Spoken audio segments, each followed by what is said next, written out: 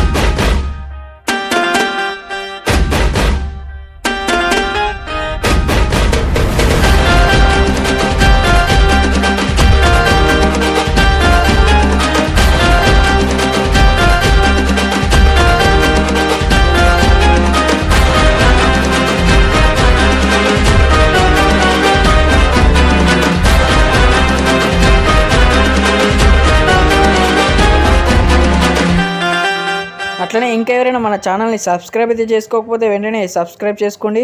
అట్లనే ఇన్స్టా పేజ్ని అయితే ఫాలో అవ్వండి, కింద డిస్క్రిప్షన్లో అయితే ఉంటుంది. Thank you for watching this video. జై శ్రీ గణేష.